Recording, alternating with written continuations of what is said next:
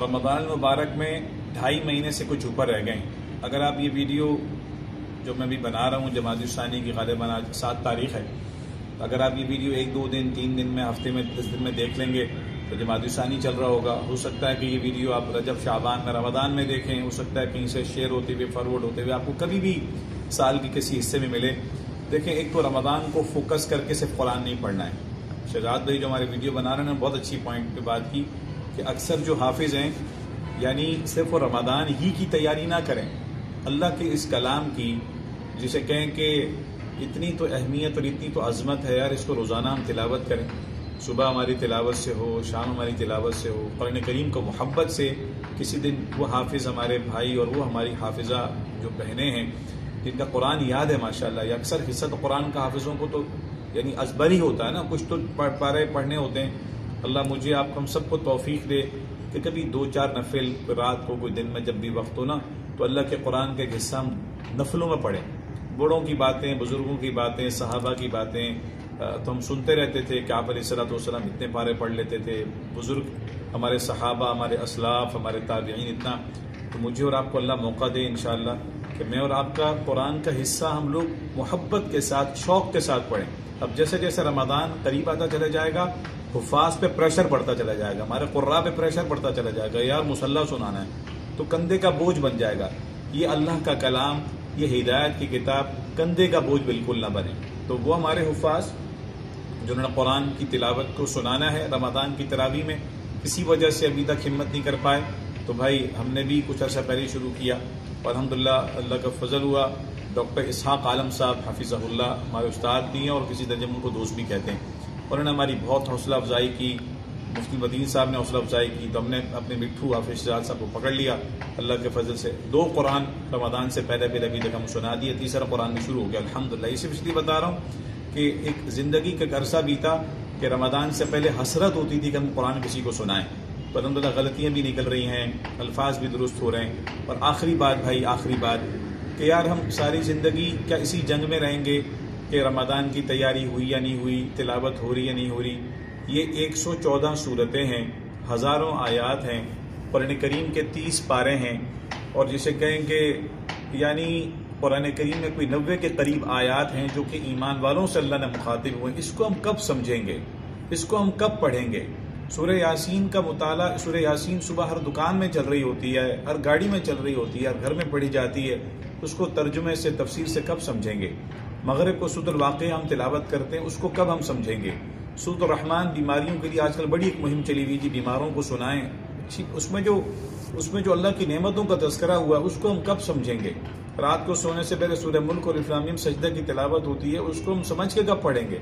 سورۃ الکہف جمعے کی تلاوت ہوتی ہے، اس کے اتنے فضائل ہیں، پڑھنے کے فضائل ہیں، لیکن صرف وہ پڑھنے کے لیے اور برکت حاصل کرنے کے لیے اور دجال کو بھگانے کا نسخہ تھوڑی تھا. وہ تو ہدایت کی کتاب ہے بھائی. اصحاب کہف کا واقعہ، اسٹریٹجی اور حکمت عملی کے لیے سورہ یوسف کے اگر ہم اندر غوطہ ہو جائیں، سورہ یوسف سے جو حکمت عملی اور جو اسٹریٹجی سیکھ سکتے ہیں انشاءاللہ. میرے اور آپ کے معاشرے کا جو حال ہے وہ ہم سے کوئی چھپا ہوا تو نہیں ہے، تو اس کے لیے تو سورۃ الحجرات مجھے اور آپ کو زبردست موقع دے رہی ہے کہ آؤ بھائی حافظ ہو، مسلمانوں، حافظ کیا عام مسلمانوں، اے ایمان والو آؤ اور قرآن کریم سے ہدایت لے لو. سورۃ المؤمنون، قد افلح المؤمنون الذین هم فی صلاتهم خاشعون. ابتدائی 10 آیات کامیابی کی سیڑھی ہیں، the ladder of success، شارع کامیابی کی طرف لے جائیں. اللہ مجھے ان آیات کی تلاوت کے ساتھ اس کا ذوق، اس کا فہم، اس کی سمجھ نصیب فرمائے.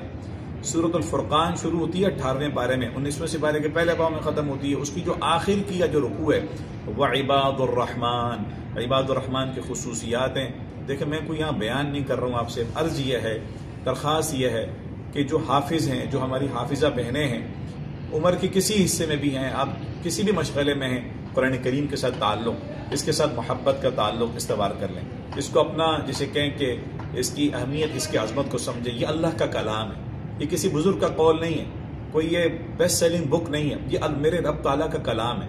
اگر آپ حافظ ہیں یا آپ حافظہ ہیں اور قرآن کریم کا کچھ حصہ بھی اگر آپ نے یاد کر رکھا ہے، اس کو پکا کر لیں انشاءاللہ بإذن اللہ. اس کو پکا کریں، محبت سے اس کی تلاوت کریں، صبح کر لیا کریں، شام میں کر لیا کریں انشاءاللہ.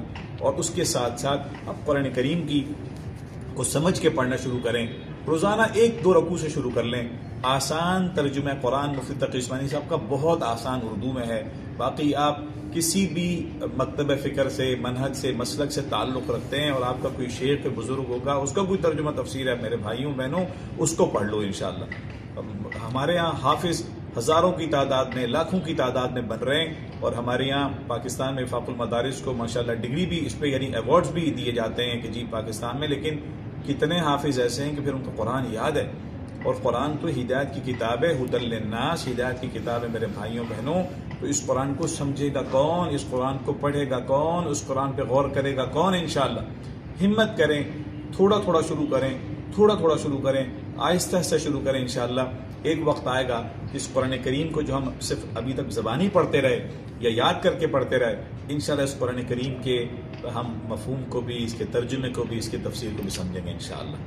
یاد رکھیے گا چلتے چلتے سورۃ الفرقان ہی کی بات آئی تو 19ویں سپارے میں جو آیت ہے وہ کیا ہے؟ وقال الرسول یا رب ان قوم اتخذوا هذا القرآن مہجورا. اللہ نہ کرے، اللہ مجھے آپ کو ہم سب کو معاف فرمائے کہ اللہ کے رسول صلی اللہ علیہ وسلم خدا نہ خواستہ قیامت میں، ویسے ہے تو یہ غالباً کفار کے لیے آیت، اب ان کے یعنی کفار مکہ کے لیے غالباً، واللہ عالم، اللہ کا بھی معاف فرمائے، لیکن کہیں ایسا نہ ہو کہ اللہ کے رسول صلی اللہ علیہ وسلم ہماری اس قرآن سے جو ہم نے جو تعلق استوار نہیں کیا، جو ہم نے قرآن کے ساتھ حال کیا ہے ہم حافظوں نے یا ہم بظاہر یعنی ایمان والوں نے، مسلمانوں نے، تو ایسا نہ ہو کہ کل کو اللہ کے رسول خدا نہ خاصا ڈسون کر دیں، ہمیں کل کو ڈسون کر دیں کہ اس قرآن کریم کے ساتھ تو اس قوم نے تو اللہ ہماری امت کی اس حصے نے تو اس قرآن کو سمجھا ہی نہیں، یہ تو صرف جو ہے وہ یعنی برکت کے لیے پڑھتے تھے، اور یہ صرف جو ہے وہ یعنی قرآن خوانیوں کے لیے بھی لوگوں کو دوسروں کو بلاتے تھے، خود نہیں توفیق ہوتی تھی، دوسروں کو بلا کے پیسے دے کے، مٹھائی دے کے، کھانا پینا دے کے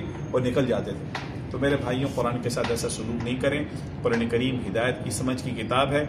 حال ہی میں سورۃ یوسف کو تھوڑا سا پڑھنے سوچنے کا موقع ملا. اسٹریٹجی، حکمت عملی کے اعتبار سے بہت ہی زبردست اور پیاری صورت ہے. تلاوت بھی کریں، اس کو سمجھیں بھی انشاءاللہ. اللہ تعالیٰ مجھے آپ کو ہم سب کو عمل کرنے کی توفیق نصیب فرمائے. السلام علیکم ورحمۃ اللہ وبرکاتہ.